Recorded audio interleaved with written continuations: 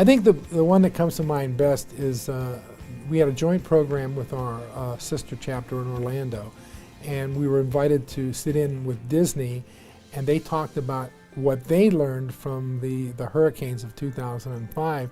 And the interesting thing was that they had a plan to bring in all the hoofed animals on the approaching hurricane, and they found out that that was absolutely the worst thing they could have done for those animals. That those animals were more terrified because of they could sense the falling pressure and hear the wind and the rain, and they were panicked because they were penned in. Had they just let them roam, these animals naturally seek a low level and just hunker down. And that was just an amazing thing. Well, gee, here we were trying to protect these animals when their instincts actually provided better protection than we as humans could provide for them. So it was really an interesting experience. And Disney, being so close to Disney and knowing how huge it is, it was a real enjoyable experience. In the state of Louisiana, after Katrina, we had a lot of challenges in recovery. And the state of Louisiana, long story, started a business emergency operations center. And part of that, in starting that practice, was to allow businesses the opportunity to be part of the response and be part of the recovery.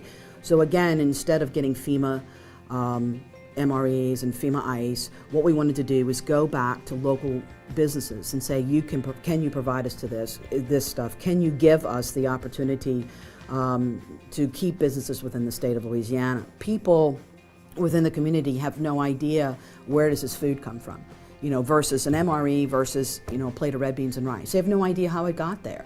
They don't even understand that MRE was $9 and this plate of red beans and rice was $5. But that's their tax dollars at work. And not only is it's a $5 meal, it's a better meal. And the person down the street that owns that business has cooked it, has raised it, is cleaning it up, has served it to us, and those dollars are staying within the community.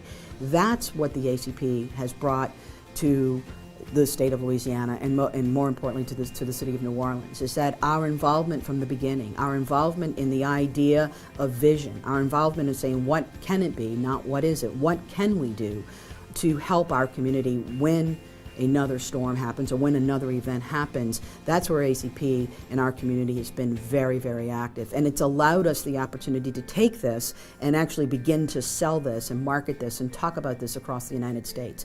To take what we have learned and apply this to other parts of the nation where you may not have a hurricane, but you may have a storm, an ice storm, you may have an earthquake, you may have wildfires. You're going to have some kind of event. It doesn't matter. You're going to have it. But why do you need to experience the things that we did? Why do you have to have a complete systematic shutdown?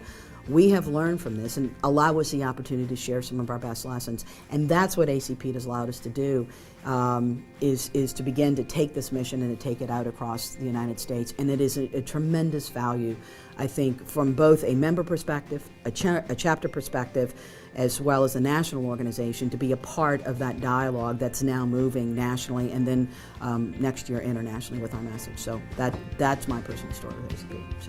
So.